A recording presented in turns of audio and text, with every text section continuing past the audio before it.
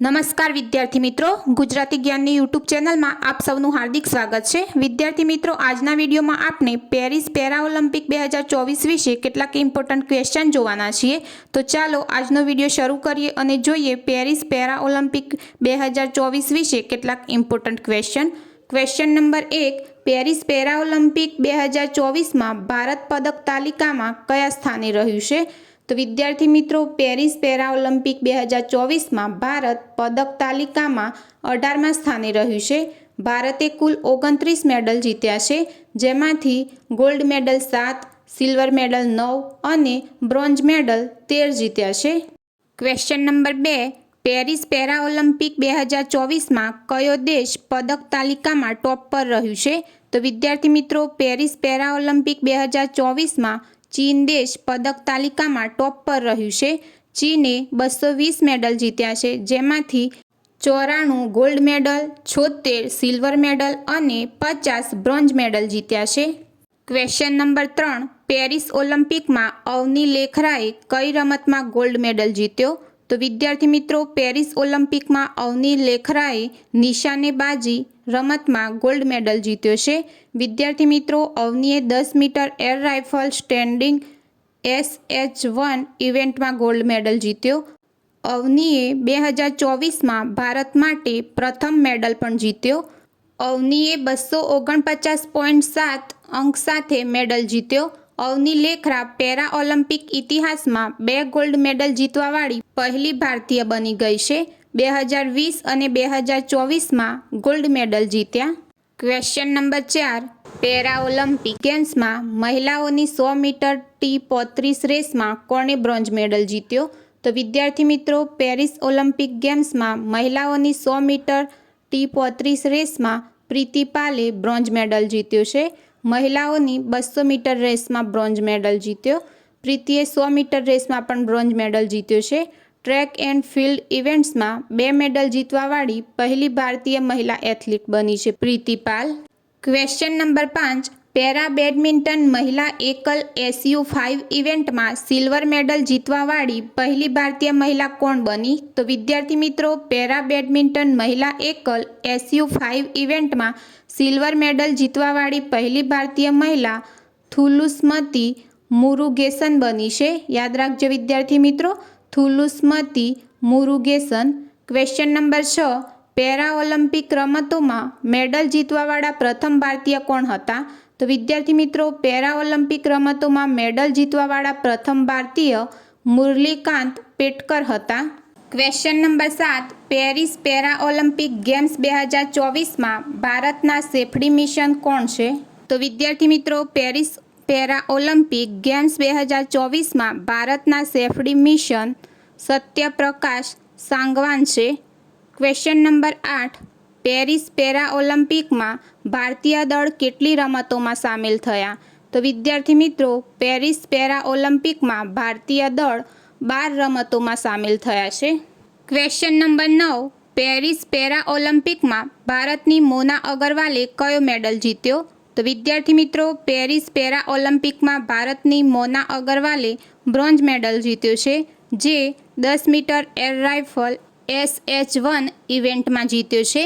Question number 10, Paris para Olympic 2024માં ભારત તરફથી કેટલા ખેલાડીઓએ ભાગ લીધો? તો વિદ્યાર્થી મિત્રો, પેરિસ પેરા ઓલિમ્પિક 2024માં ભારત તરફથી 84 ખેલાડીએ ભાગ લીધો છે, જેનું આયોજન 28 ઓગસ્ટથી 8 સપ્ટેમ્બરના રોજ કરવામાં આવ્યું હતું। Question number 11, Paris para Olympic 2024નું સમાપન સમારોહ કયો આયોજિત કરાયું? તો મિત્રો, પેરિસ પેરા ઓલિમ્પિક 2024નું સમાપન સમારોહ સ્ટેડ ડી ફ્રાન્સ પેરિસમાં આયોજિત કરાયું। ક્વેશ્ચન નંબર 12, રૂબીના ફ્રાન્સિસે કઈ રમતમાં બ્રોન્ઝ મેડલ જીત્યો? તો વિદ્યાર્થી મિત્રો, રૂબીના ફ્રાન્સિસે શૂટિંગ રમતમાં બ્રોન્ઝ મેડલ જીત્યો। ક્વેશ્ચન નંબર 13, ભારતના નિષાદ કુમારે કઈ રમતમાં સિલ્વર મેડલ જીત્યો? તો વિદ્યાર્થી મિત્રો, ભારતના નિષાદ કુમારે હાઈ જમ્પ રમતમાં સિલ્વર મેડલ જીત્યો। 2.04 મીટર ઊંચી છલાંગ લગાવી। ક્વેશ્ચન નંબર 14, યોગેશ કથુનિયાએ મેન્સ ડિસ્કસ થ્રો F56માં કયો મેડલ જીત્યો? તો વિદ્યાર્થી મિત્રો, યોગેશ કથુનિયાએ મેન્સ ડિસ્કસ થ્રો F56માં સિલ્વર મેડલ જીત્યો.